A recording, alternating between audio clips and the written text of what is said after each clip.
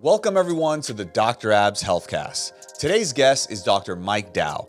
Dr. Dow holds many titles: psychotherapist, New York Times bestselling author, brain health, mental illness, relationship, addiction, and nutrition expert, and consequently, America's go-to therapist.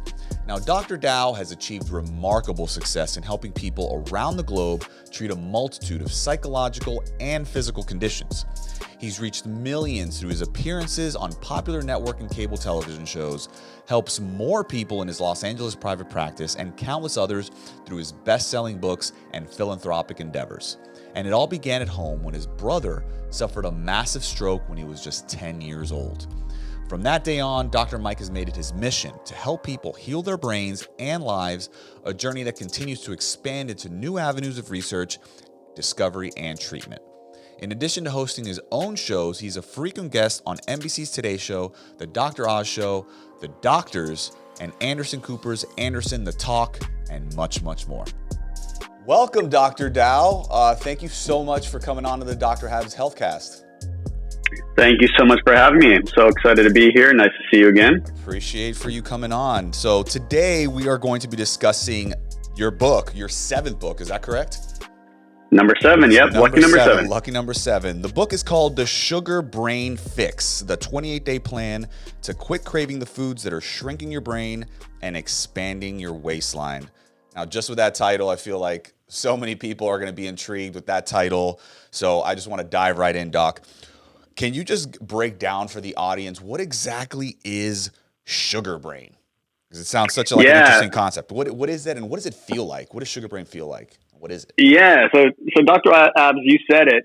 I mean, the title says it, right? It's like we know that foods, the Western diet, these foods, sugar, flour, bad fats are actually shrinking our brains. And I've had so many people, strangers, people who've read my book now, they said, I cannot believe that. I had no idea that these foods are shrinking our brains. This was based on a landmark study. They did brain scans. They did MRIs on hundreds of people 4 years apart. They carefully analyzed a part of the brain, the hippocampus, which is a part of the brain that is pretty much the part of the brain where we're going to see the most volume loss with aging. And also the other exciting thing is it's also the part of the brain that you can actually grow the most with knowledge, with exercise, right? And they correlated what happens when you eat a lot of foods, these kind of foods versus these Western diet foods. And they found that these Western diet foods, namely sugar, flour, high omega-6 fats, are actually shrinking the brain. So because of the part of the brain that it shrinks, you ask, how are you going to feel?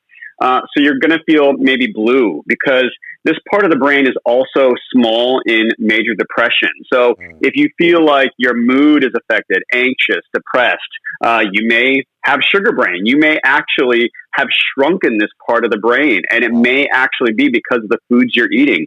You may feel impulsive. We see impulse control disorders when people shrink this part of the brain. So that's kind of tricky, right? Because you shrink this part of the brain, and now you can't put the brakes on things because you're really just wanting every piece of cake and candy that you see. You may feel stuck because the more and more you choose these behaviors, they become habits. And when you shrink this part of the brain, it becomes harder to establish new habits, and thus you just feel like you're stuck between a rock and a hard place. It's like a vicious cycle, essentially.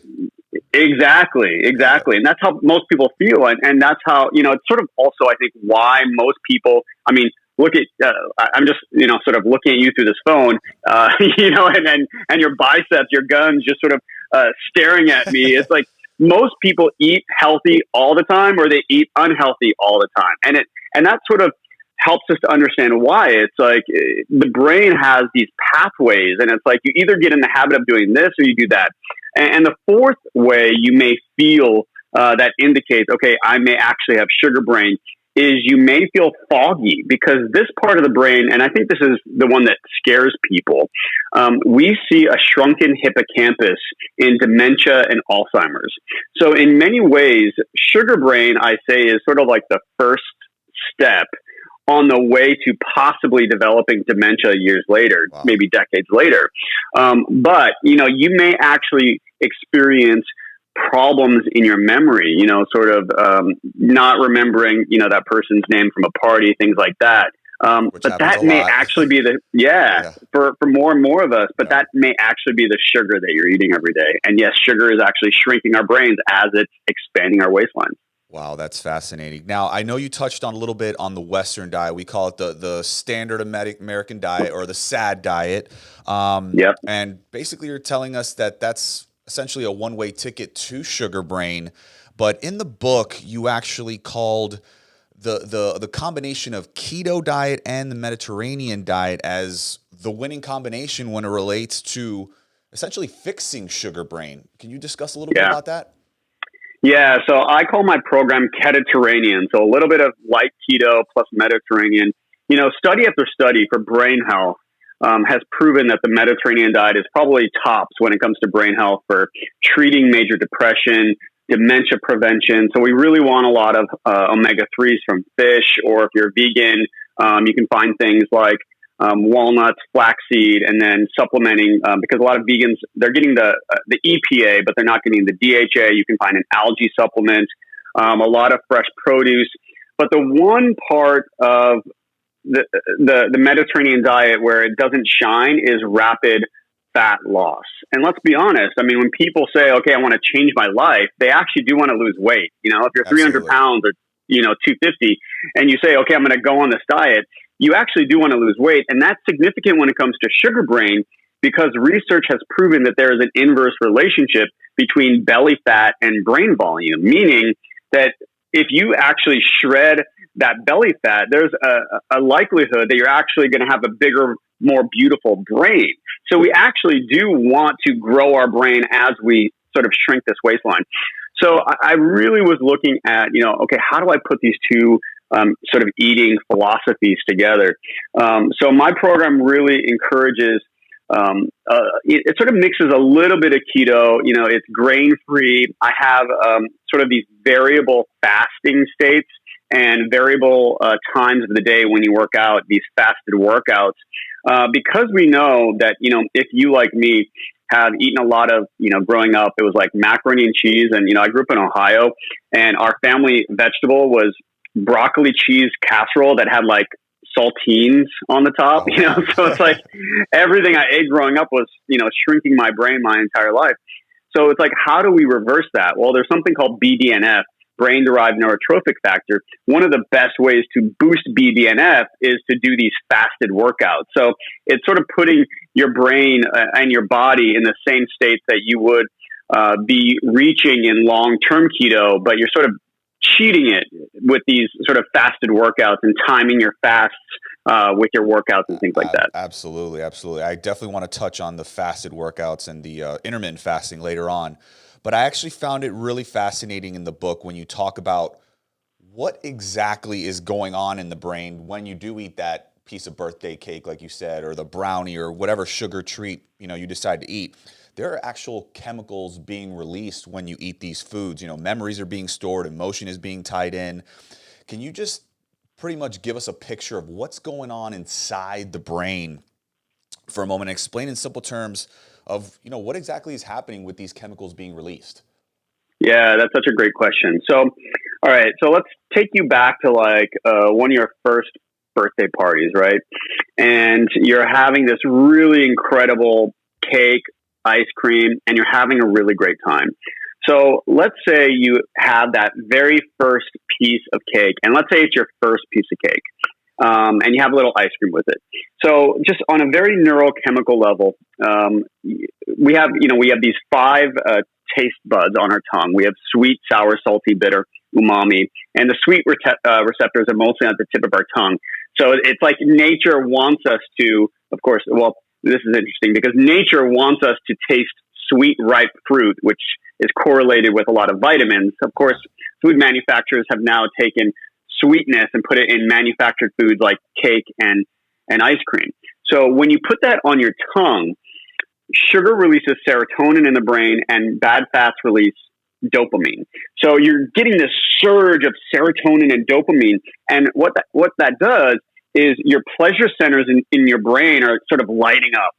That is overriding another part of the brain that is supposed to be the part of the brain that tells you when to start and stop eating, which is the hypothalamus, right? Wow. Okay. So now you have the pleasure centers saying, okay, this feels good. I'm going to eat because I want to get like a huge surge of serotonin and dopamine. And I stop listening to the hypothalamus, which is listening to the cues of physical hunger. And then you have the emotional cues, right? So now you're storing a memory. So the hippocampus is the part of the brain that's associated most with memory, but there's crosstalk between the hippocampus and this other part of your brain, the amygdala, and in the limbic system, which is the emotional center of your brain. So let's say you're at this birthday party and you're having cake and your brain is already lighting up because the cake is, causing so much serotonin and dopamine to spike, but you're also having a really great time. So you're also getting serotonin and dopamine from that activity because you're laughing and you're having fun and you're in a, one of those castle jumpy houses or whatever those things are called. and so there's that crosstalk between the hippocampus and the amygdala. So you're storing a memory. Well, if you have a really good or, a really bad time, what happens? Well, we know that memories that are strongly charged, either positively or negatively, are stored more vividly, right? It's why you can remember, like, okay, where were you, your first kiss, who was that with? Where were you? You can remember that because it was like, oh my God, that was such a great moment. But you can't remember, like, tell me about your breakfast, like 15 days ago. It's like, I don't know, because it was just like a mundane thing. Yeah. So because of the way that memory is stored, because it's so emotional, we go back to that. So it forms this very strong emotionally charged memory. And we have all of these neurochemical reactions, and we go back to that, and it's overriding these other parts of the brain that are supposed to tell us to eat for energy. So I think it's just so fascinating that I think most Americans, and why are most Americans overweight? Because of the brain. It's sort of between our ears. This organ right here is the reason that the rest of us is so big for most Americans. No, I can imagine that. I mean, just that overriding aspect. I mean, you're essentially going to overeat because you're getting so much pleasure and so many chemicals, dopamine, serotonin being released that, you pretty much can't stop. And then it just becomes like a vicious cycle, like you said. Now, I want to touch on, actually, it's a good segue because a lot of people, say, hey, just have a little willpower. Don't eat that piece of cake. You have goals, have more willpower, whatnot. So, can you explain why willpower is essentially not the problem, and it's basically about the brain chemistry and the food addiction, essentially? Yeah, there's a really interesting way.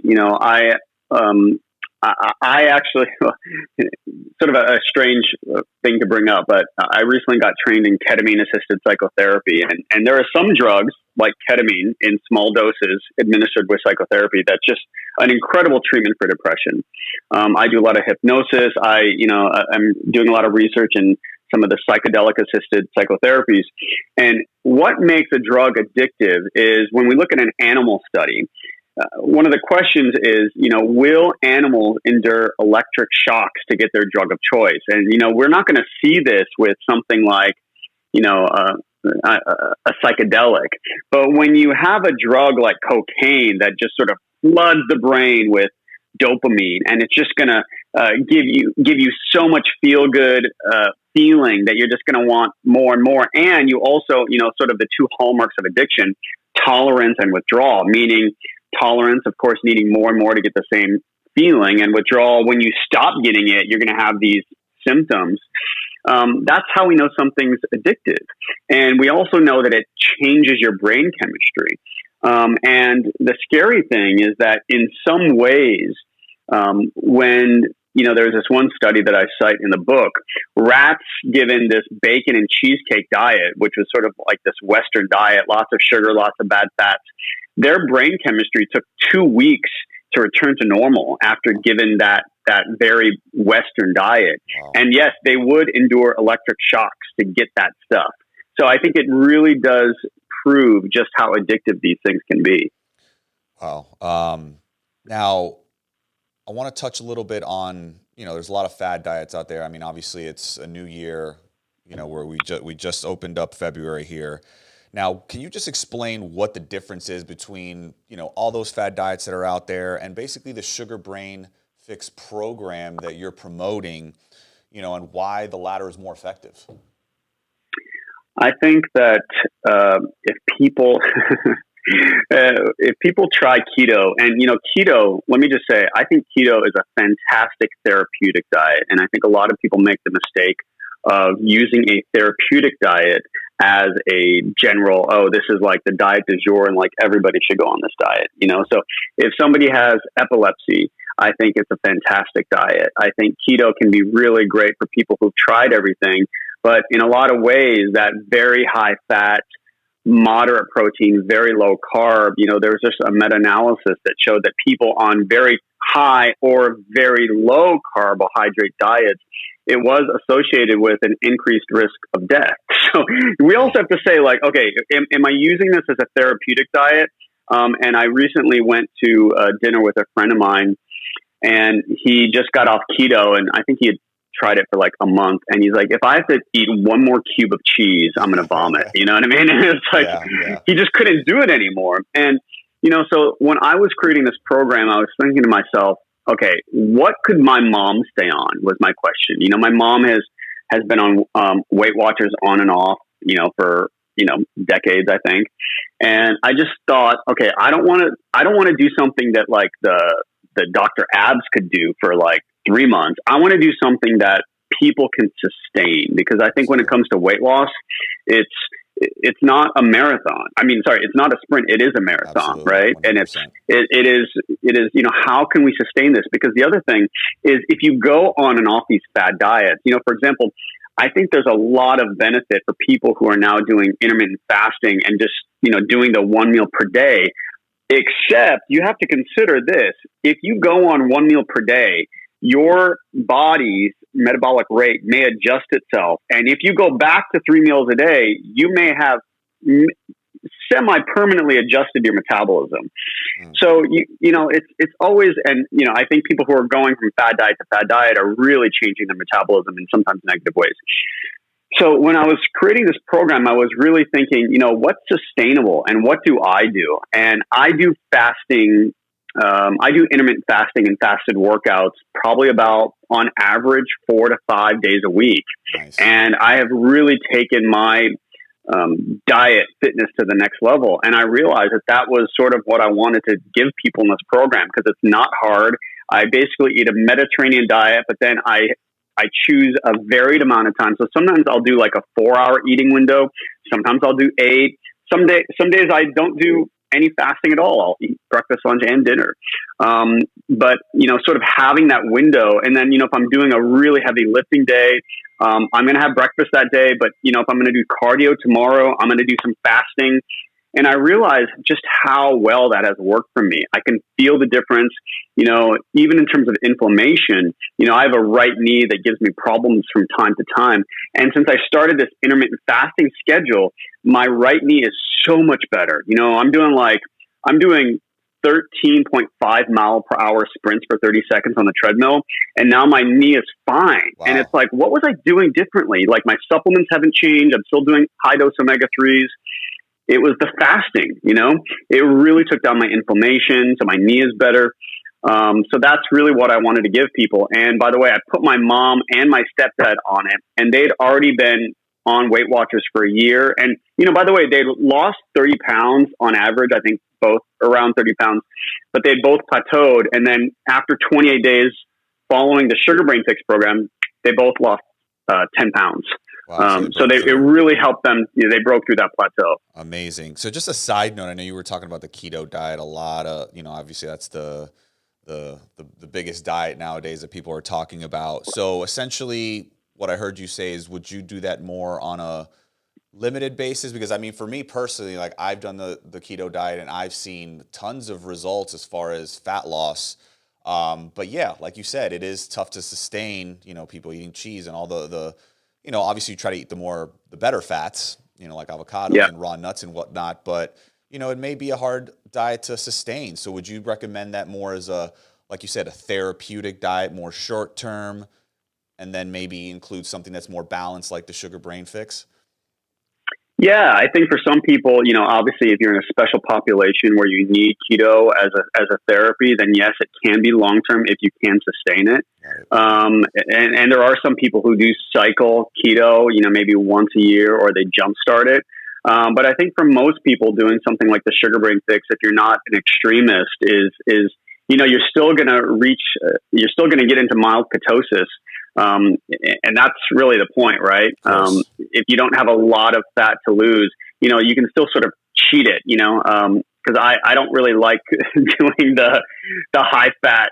And I think you're very healthy, but I think the other danger for most Americans is they go from a Western diet to sort of a not great keto, and they're still very micronutrient poor, and they're still missing they're just missing a lot of stuff in their diet, which is probably maybe where, that study that found some risk of increased death, maybe that's where that's coming from, so I would just, I really want people, I think when you're already obese and then you're cutting out a lot of fruits, except for maybe a few, I feel like that's for most people, unless you're really like somebody like you, it can be pretty dangerous. Yeah, no, I feel like sometimes people hear keto and then it's like, oh, it's their basically they open the door to just eat a ton of bacon and cheese, and it's like, there is a way to eat a cleaner form of keto, with the better fats. But on another note, food addiction. Obviously, that's a real thing. Obviously with other types of addictions, people are prescribed medication. So essentially for the food addiction, what essentially, if we were to dive a little bit deeper into your program, like how does it address food addiction? Food addiction is a real addiction. I think so many people in this country are struggling. There's a sense of powerlessness. I think so many people feel the same way as a drug addict or a gambling addict or a sex addict. And there are some drugs that, by the way, are used to treat all of the above. So, in alcoholism, naltrexone is helpful for people who are addicted to alcohol or even food. I mean, naltrexone really helps people. It sort of blocks pleasure in the brain. And it's why it helps people to abstain from both alcohol and food. But some of these other drugs or nicotine patches. And so what I do in my program, I think so many other books focus on this is what you need to do. But I really wanted to focus on, how are people going to do this? Because you can give a really strict diet to anybody, but then it's like, but how are you actually going to do that? So what I do that I think is a little different is my quote diet also has a lot of behaviors, a lot of things that you have to do, activities that I call the serotonin and the dopamine booster activities. So I compare it to a nicotine patch. So when somebody quits smoking, they put on a nicotine patch, and that is the replacement therapy that gives them a little bit of nicotine so that when they stop smoking, they're not going to miss it, and they're going to be more successful in quitting smoking. By the same token, if you are taking away and you're gradually weaning yourself off sugar and bad fats, and that's what I do in my program, because in weeks 1 and 2, you don't cut out anything. You don't start limiting your sugar and bad fats until weeks 3 and 4. You are upping your self-care behaviors, and so you're teaching your brain, I don't need to reach these old behavior patterns, these neural pathways in the brain. When I'm sad, I don't need to go to the kitchen to release serotonin to make myself feel comfort. I can actually text somebody. I can watch a funny movie. I can go for a walk. I can go for a bike ride. And you teach yourself these new patterns of behavior, and you realize that I can get the same lift of serotonin and or dopamine by engaging in these activities every single day. So that acts as sort of the so-called nicotine patch, and it's sort of this replacement therapy in a different way. That's fascinating. Now, as far as, there's, I guess, a myth out there. A lot of people sometimes say, oh, I'm just naturally fat, right? Now, or it's some type of genetic disposition. Can you dispel any myths on that and just give us the actual truth on that? Yeah. So I think we are really learning right here and right now in this really exciting time when so many people can actually now see their genes, and this really exciting time of looking at our epigenetics and learning how, our genes may load the gun, but it's our environment that is pulling the trigger. The number one environmental trigger that determines whether or not your proverbial gun is pulled is what you find at the end of your fork every single day, period, end of story. It is the number one activator, or conversely, the thing that can turn off that gene. So let's say you have the FTO gene, which, some people call the fatso gene. It's the number one thing that is going to either turn on or turn off that gene. So your genes are not your destiny. When we look at, if you've ever seen, well, you and I co-hosted the Doctors together. So if people saw us together, they've seen what you and I look like, and I have a lot of genes for being overweight. I not all of them, but I do have some of them. But what do I do every single day? I do fasted workouts. I eat really clean. I just had some. Did I have some toast today? Yeah, but what did I have? I had flourless sprouted bread that has a GI in the 30s. Ezekiel? Ezekiel. Yep, exactly. Love that. And I had a little, instead of peanut butter, I used nuts, that brand Nutso with 8 different kinds of nuts in it, So it's like this really great, really healthy flourless bread and these nuts, as opposed to quote, whole wheat bread that has a glycemic index in the 70s that's going to spike my blood sugar. So genes are not your destiny. It's what you do. Are some people more predisposition to be a little bit more overweight or a little bit less? Sure. But that just means, that's just information that is saying, I just need to add a little bit more than that person. You know what I mean? Absolutely. To turn on or to actually for that person to turn off my genes. Absolutely. And I love what you touched on, a big key to controlling the diet is the substitutes. You just mentioned you didn't eat white bread, you didn't eat the Jiffy peanut butter, the processed peanut butters and stuff like that. You actually switched it up, you substituted, you got your fix, but at the same time you got the way healthier version. So I think that's great. People definitely need to learn that a lot more. So what would you say to people out there that I'm sure this happens a lot, they're at wit's end, they've done all the diets, they just can't seem to, lose any weight, and they actually start considering surgery, the gastric bypass, the lap band surgery. Do you feel like those are good solutions in your opinion? That's a really good and really tough question. I think there are so many people in this country who have benefited from them, but there are so many people who have had those weight loss surgeries and have eaten past the surgery, and they realize that it's not the organ down here, but it's the organ between their ears that's the problem. You know what I mean? And I was just in New York doing a talk show. I think this episode will air soon. And this mother and daughter, they have both had 2 weight loss surgeries, and they both wanted a third. And it's like, and come to find out, the daughter had untreated trauma. She's a survivor of sexual abuse, and she started to talk about that on the show. And when does she eat? At night. When did her abuse occur? At night. And there is no surgery that is going to help her manage her emotional, her response, her untreated trauma at night when she is eating to help her feel okay. You can have 18 surgeries, and after you start to have 1, 2, 3, 5, you start to really put yourself at risk. So, I have met, I hosted the reunion special for TLC's My 600-Pound Life, and did I meet a few people who were successful with that? Yeah, I did. I think, when we look at some of the stats, so many people are not compliant with the recommendations of the surgery. So, I think if people are considering having some type of surgery, I think it's really important to get really clear and do all of the work so that if it is, and really be honest with yourself, like really say, have I really tried everything? Exactly. And have I really considered, myself as a whole person, so for the woman that I was just referencing, it was really not the body; it was really the mind. Absolutely. Is it?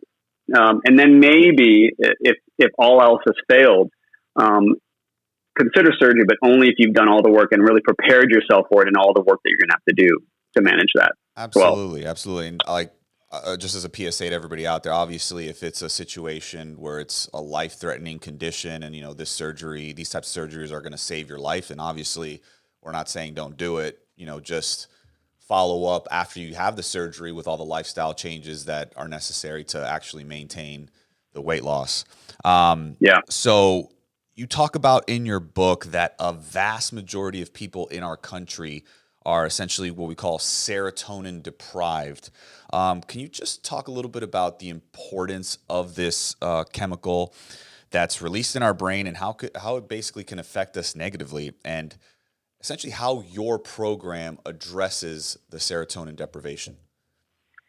Yeah. So when we look at our country right now and we look at how many people in America are overweight, so serotonin versus dopamine, it's this chemical that's released in our brain that makes us feel okay, peaceful, content, versus dopamine, which is sort of the pleasure chemical. And serotonin, more so than dopamine, is manufactured in the gut, 75 to 90%, depending on the stats that you read, versus only about half of your dopamine is manufactured in your gut. So I really focus on helping people to feel more okay. When we look at some of the stress levels in this country, commutes have gotten longer. We're more likely to live alone. The average American is far more stressed out than we were 3 years ago, 10 years ago. So we just have less serotonin. So my program really focuses on really helping people to understand how you manufacture serotonin in your life and also in your body and in your gut so that it can travel to your brain and that you can feel more okay. Because if you don't, you're going to have those sugar cravings. You're going to actually crave sugar, flour all day long and shrink your brain.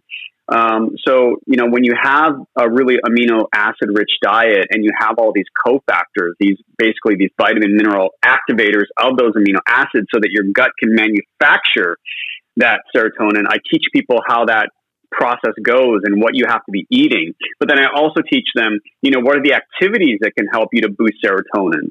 And if you can actually do all those things, it's really fantastic.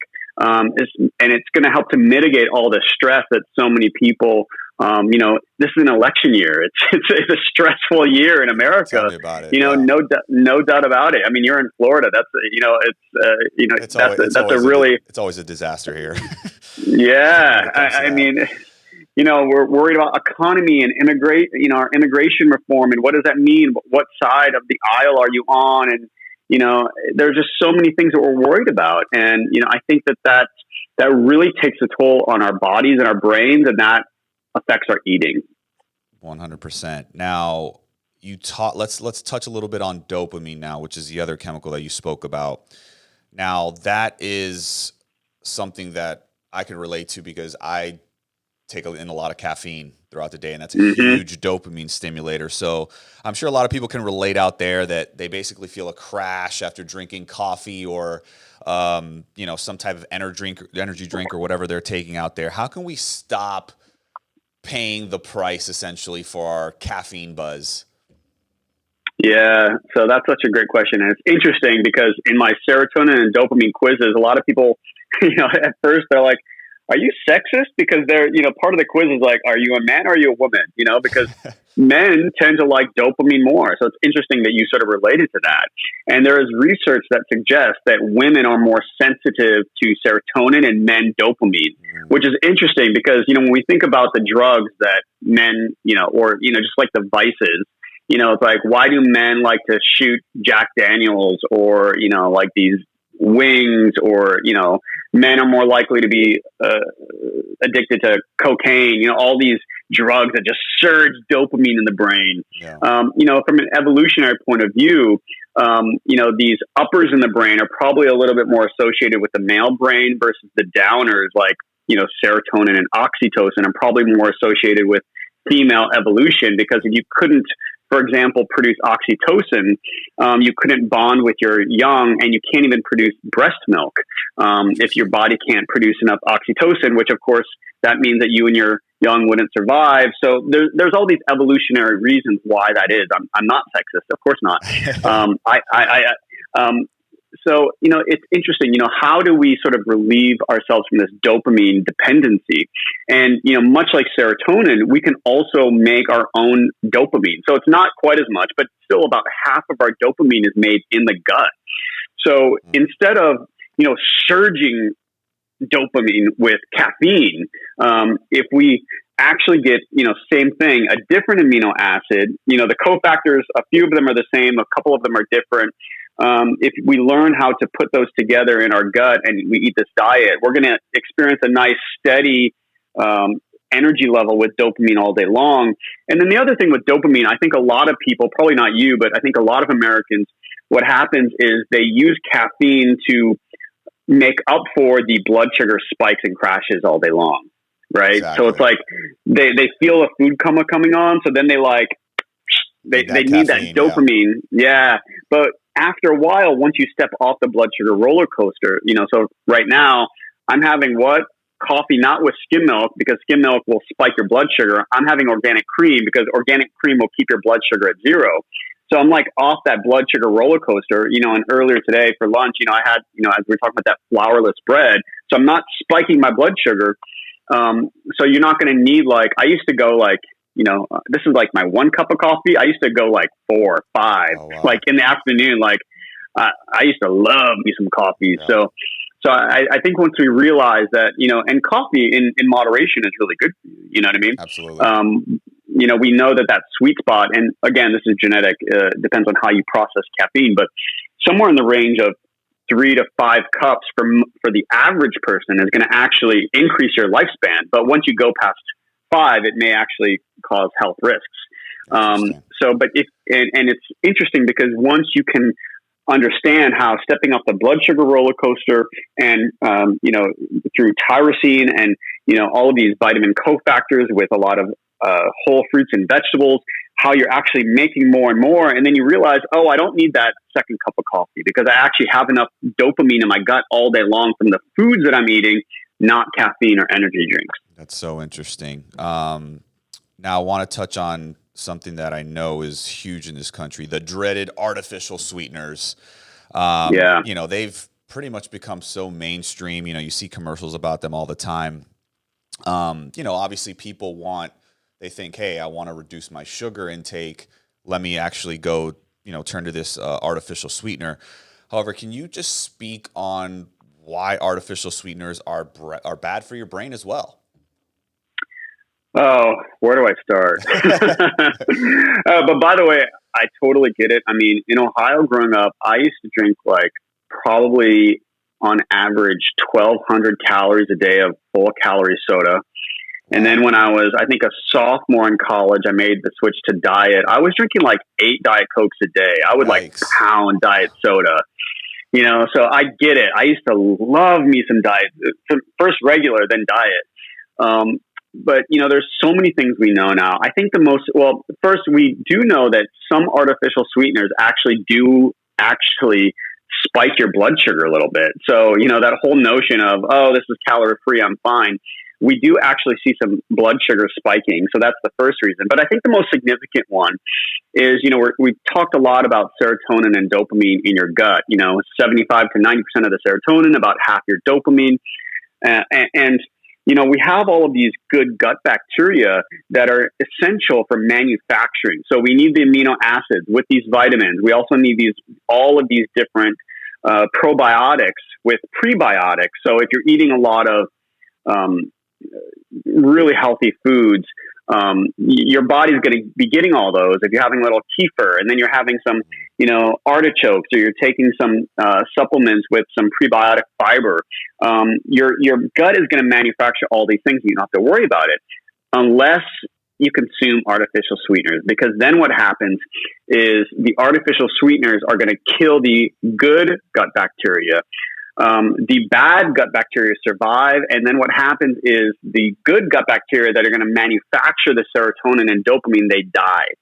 when you're not getting the serotonin and dopamine, when the manufacturing sort of shuts down in the gut and it's not traveling to your brain, what happens? You start to crave serotonin and dopamine, and then you're going to want the sugar, the bad fats, the flour to make up for that, because you can feel it, right? You just feel low. You feel low energy. You feel like not content. You feel not happy. You feel not joyous. All those things that we use to sort of medicate our feelings with food. Absolutely. So you touched a little bit, Doc, on supplements, and that's a big part of my brand. And I love talking about supplement and the supplement industry and whatnot. I mean, could you give the audience maybe a couple of essential supplements? I mean, you touched on them right there: probiotics, prebiotics. You talked a little bit about tyrosine, the amino acids. Can you just maybe, like, for people out there like that don't know what supplements to take, like, hey, give me like top 3 supplements that are essential for our diets? Yeah, I think for our diets and our brain, I think the other one that I didn't mention, I sort of hinted at it, but tryptophan. So I mentioned tyrosine for the dopamine production, tryptophan for the serotonin production. You're going to be getting that in your diet, but for some people, especially, I have bad serotonin genes. So, maybe for somebody like me, I could actually not just change my diet, but I could actually supplement that. There are a lot of supplements like taking like a 5-HTP, or because tryptophan is converted into 5-HTP, which is converted into serotonin with the help of all these vitamin and mineral cofactors. That can be really helpful. I think my number one, though, would have to be fish oil. So when it comes to brain health, and if you are somebody who struggles with any sort of mood dysregulation, most people are going to go out and they're going to buy a regular fish oil. And what you want is a 7-to-1 or greater ratio of EPA to DHA, which is actually pretty hard to find. I would say that 9 out of 10 brands are not going to even make a 7-to-1 EPA to DHA ratio. But you have to have at least 1,000 milligrams a day for that to be effective. So I myself take 3,000 milligrams a day of fish oil in a high EPA, low DHA combination. But what we know about that is it's really effective for depression, for anxiety. Omega-3s are just really incredible as an anti-inflammatory for the brain. Absolutely. The DHA is really great for dementia prevention. So that's just really, really incredible. The other one, and again, this is also based on genes, but it's a really popular supplement these days, and I have to talk about it because it's just one of the best. I can't believe the difference in the way that I feel. And I haven't run my mom's genes. It's on my to-do list. But I just gave it to her because, I knew there was a 50% chance with my genes that she'd probably feel better. She started taking the supplement, and after the 3rd day, she's like, "What is in that?" She's like, "I feel like a different person. I feel like Superwoman." And I had the same response, and that's methylfolate. Really? Okay. So this gene MTHFR is very popular, and there are a lot of people who cannot convert folate into the active form of methylfolate. And if your body doesn't have methylfolate, it's really going to struggle to make a lot of your feel-good neurotransmitters. And you can do some genetic testing. Everybody who comes through my office, I recommend some pretty extensive genetic testing through this company in Europe that I think is like the gold, like the Cadillac of genetic testing, and it's just so fascinating. But there was a really big meta-analysis. I think it was published in Australia, and omega-3s and methylfolate were 2, I think, of the 4 supplements that had data in terms of supplements that were effective in treating depression. So it's just an incredible, incredible thing. There's what's the brand that people are recommending that you can get? It's called I'm forgetting. I know what the bottle looks like. And people can get this in supplement stores, methylfolate. Yeah, it's becoming very, very popular now. Got it. Okay, interesting. And it's hard to, so if you, especially for people with, and about 3 out of 10 people will have either 1 or 2 copies of this gene where you're going to struggle to make, to convert folate to methylfolate. So chances are, you may be one of those people. And the doses of methylfolate that have been shown to be effective in really boosting mood are pretty high, which is why you're going to see in some of these supplements up to like 15 milligrams of methylfolate, which is pretty high dose. But if you really want to lift your mood, that's what we're seeing to be very, very effective. And then I really like whole coffee fruit extract because we're talking about sugar brain and how it shrinks your brain. But whole coffee fruit has been shown to, like these fasted workouts that I recommend in my program, it's also been shown to really significantly boost BDNF, which, is that miracle growth for the brain, that brain-derived neurotrophic factor that we really want to boost if we want to reverse sugar brain. The good news about sugar brain, it's shrinking the hippocampus. The hippocampus is basically the number one site of adult neurogenesis, which translation means that sugar brain is reversible. Once your brain is shrunken to the point of Alzheimer's, that's not reversible. But if you have a little bit of, like sugar brain, you can actually turn back the clock. You can actually, with some of these principles, you can actually sort of regrow your brain, which I think is really the good news for people. That's amazing. Now, obviously, there is, I guess, a mental component to the sugar brain fix, Doc. And one of the things that I, preach in my platform is just how important the power of positive thinking is. Can you just talk about the person's mindset as far as healing sugar brain? It's everything. Yeah. I think you're so right. The way we talk to ourselves, it changes our neurochemistry. If you talk to yourself in negative ways, if you have self-limiting beliefs, if you are mean to yourself, if you actually were to just, do this for one day, imagine that you are writing down your self-talk for one day.